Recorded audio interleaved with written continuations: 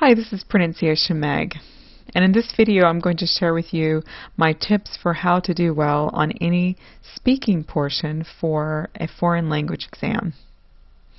Now, the foreign language could be English for you. It could be Spanish. I'm an examiner for one of these language exams for English, and I know that most of them are designed the same way, they are scored the same way, so you can apply these tips to any kind of foreign language exam. The first thing is to look confident. If you don't look confident, then the examiner will assume that you are not comfortable speaking the language. You can do this by looking calm in the face, relaxing your shoulders, taking a deep breath, and planning ahead and practicing. Plan ahead and practice. Many of the questions on the exam are not questions that you could ever anticipate being asked. For example, you could anticipate that you are going to be asked about your hometown or your favorite food, but you probably were not anticipating that you would be asked about an environmental disaster in your hometown or a strange food that you tried when you were on vacation.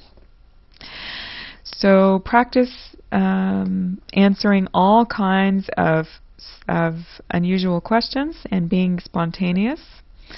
Be sure to practice with a native speaker if you can, and look at the exam's website for examples of more unusual questions that you might be asked. Okay.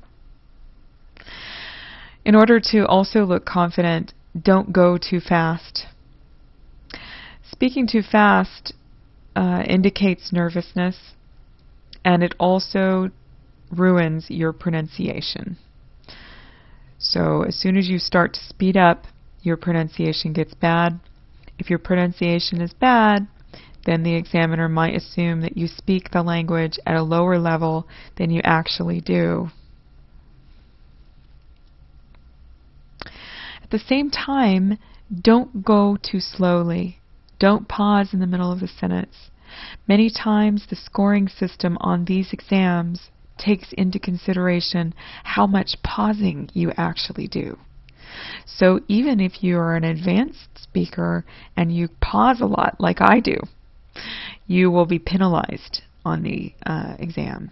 So get used to speaking quickly, not quickly, but get used to continuously speaking without stopping.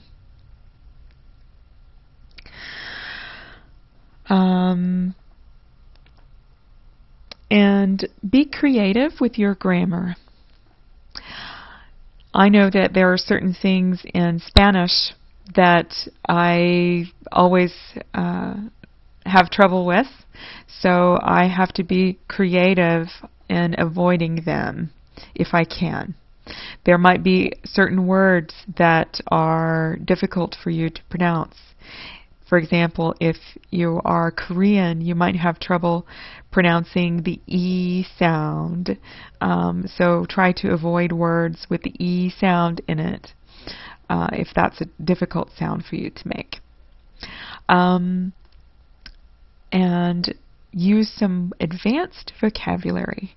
When you're planning for these exams, make sure that you write a list of more unusual phrases and vocabulary that you could insert in any kind of conversation, and make sure that you are practicing these in real spontaneous role-playing before the exam starts. Because even though you know the vocabulary, you probably will forget to use it during the exam, so make sure you practice that. Okay, so most important thing is to plan ahead, practice, and to be confident. Good luck!